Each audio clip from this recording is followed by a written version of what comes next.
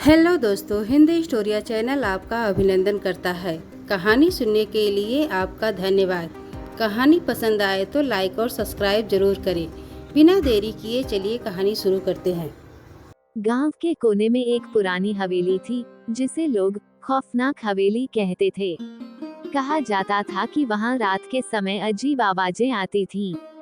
गांव के बच्चे अक्सर हवेली के पास जाने से डरते थे, लेकिन एक दिन कुछ साहसी दोस्तों ने तय किया कि वे उस हवेली में रात बिताएंगे। रात का समय आया और चार दोस्त आर्यन, सिया, कबीर और नेहा हवेली की ओर बढ़े। हवेली का दरवाजा खड़खड़ाते ही वह धीरे धीरे खुल गया। अंदर का माहौल सन्नाटे से भरा था। दीवारों पर धूल जमी हुई थी और फर्नीचर पुराना और टूट चुका था। जैसे ही उन्होंने अंदर कदम रखा, अचानक दरवाजा जोर से बंद हो गया। सभी दोस्त घबरा गए।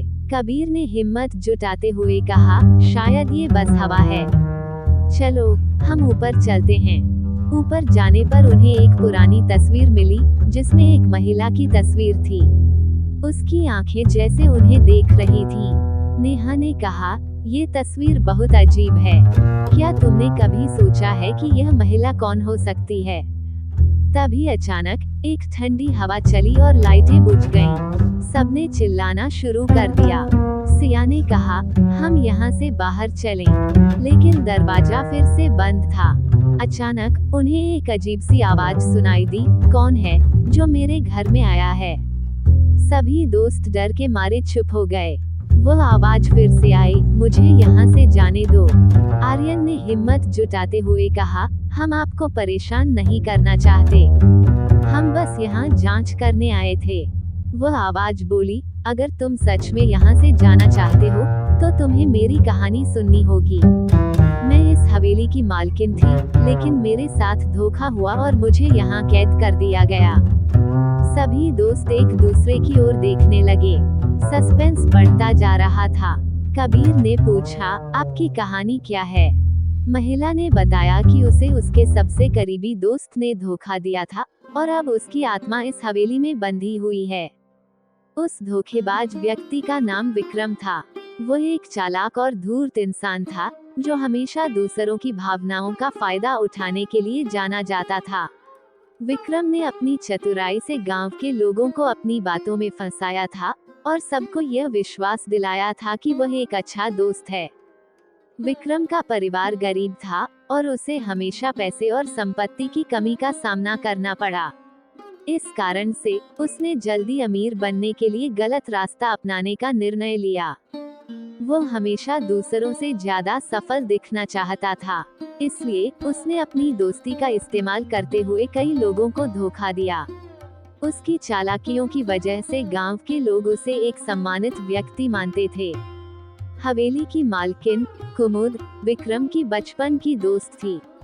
दोनों के बीच गहरी दोस्ती थी, लेकिन विक्रम ने कुमुद की भावनाओं का फायदा उठाते हुए उसे धोखा दिया।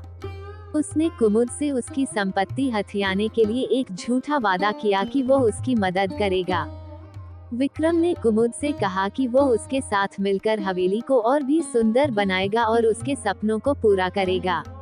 लेकिन असल में उसने कुमुद को बेवकूफ बनाते हुए उसकी संपत्ति पर कब्जा करने की योजना बनाई। एक रात जब कुमुद अपने दोस्तों के साथ पार्टी कर रही थी, विक्रम ने मौका पाकर उसे अकेले में बुलाया। उसने कहा कि कुछ लोग उसकी संपत्ति पर नजर रख रहे हैं और उसे बचाने के लिए उसे हवेली में अकेले रहना होगा। कुमुद ने विक्रम पर विश्वास किया और हवेली में रुक गई। विक्रम ने कुमुद को हवेली में कैद कर दिया और खुद वहां से भाग गया। उसने सबको ये बताया कि कुमुद अचानक गायब हो गई है। इससे गांव के लोग चिंतित हो गए, लेकिन विक्रम ने अपनी मासूमियत का दिखावा करते हुए सबको धोखा दिया और इस तरह से उस धोखेबाज विक्रम ने उसे इस हवेली में कैद कर दिया। अगर वे उसकी मदद कर सके तो वह उन्हें जाने देगी। सभी दोस्तों ने मिलकर योजना बनाई कि वे उस धोखेबाज के बारे में जानकारी इकट्ठा करेंगे और उसकी पहचान उजागर करेंगे। वे सभी गांव-गांव चप्पा चप्पा उस धोखेबाज विक्रम को ढूंढने लगे। तभी अचानक उन्हें वह आदमी एक बरगद के पेड़ के नीचे देखा। वह एक बेबस, बेसहारा और लाचार दिखाई दे रहा था।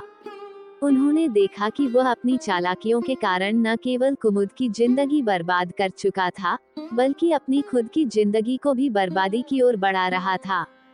उन्होंने एक तरकीब निकाली और कहा कि यह व्यक्ति वैसे तो लालची है ही, अगर वे सब इसे कुछ पैसों का लालच दे तो वह इस धोखेबाज विक्रम को अपने साथ लेकर हवेली ले जा सकते हैं। उन्होंने एक 500 का नोट उसके समीप फेंका और कहा कि तुम्हें यदि और नोट चाहिए तो उसे उनके साथ चलना होगा। विक्रम एकदम से खड़ा होकर उनके साथ चलने लगा। सभी दोस्तों ने उसे बहला फुसलाकर उसे उस हवेली में ले आए और जैसे ही उन्होंने उस व्यक्ति का नाम लिया, हवेली के चारों ओर एक हल्की रोशनी फैल गई। तभी कुमुद अचानक से ठहाके लगाकर हंसने लगती है और उस धोखेबाज विक्रम को सूखी रस्सी में पकड़ लेती है। ये सब देखकर विक्रम को अपनी आंखों पर विश्वास नहीं हो रहा था। उसने कहा, कौन है? आखिर मुझे यहाँ क्यों कैद किया है? अचानक कुमुद उसके सामने आ जाती है और कहा कि अब तुम्हें पता चला कैद में रहना कैसा लगता है। मैं भी ठीक इसी प्रकार तड़प रही थी, जिस प्रकार तुम तड़प रहे हो। विक्रम ये सब देखकर डर जाता है और उससे अपने जीवन की भीख मांगने लगता है। कुमुद उस धोखेबाज विक्रम को अपनी जगह कैद करके मुक्त हो जाती है। आखिरकार उन्होंने उस धोखेबाज की पहचान की और उसे उसके किए की सजा दिलवाई। जब वे सभी दोस्त हवेली से बाहर आ रहे थे तभी अचानक उन्हें हवेली की हवा में बदलाव महसूस किया। कुमुद ने धन्यवाद देते हुए कहा, अब मैं मुक्त हूँ, तुम सबने मेरी मदद की है। और अचानक दरवाजा अपने आप खुल गया। वे सभी बाहर निकले और पीछे मुड़कर देखा तो हवेली के दरवाजे पर कोई भी खड़ा नहीं था। सब कुछ सामान्य लग रहा था। उन्होंने ये तय किया कि वे कभी भी उस हवेली के पास नहीं जाएंगे। लेकिन एक सवाल उनके मन में रह गया, क्या वे सच में उस महिला कुमुद की आत्मा को मुक्त कर पाए थे, या वह अभी भी कहीं आसपास थी? सस्पेंस का ये साया हमेशा उनके साथ रहा। इस तरह विक्रम की कहानी ने न केवल कुमुद की आत्मा को मुक्त करने में मदद की, बल्कि दोस्तों को भी सच्चाई और विश्वास के महत्व का एहसास कराया। उसकी कहानी ने दोस्तों को ये सिखाया कि विश्वास और दोस्ती कितनी महत्वपूर्ण होती है और किसी भी रिश्ते में ईमानदारी सबसे जरूरी होती है।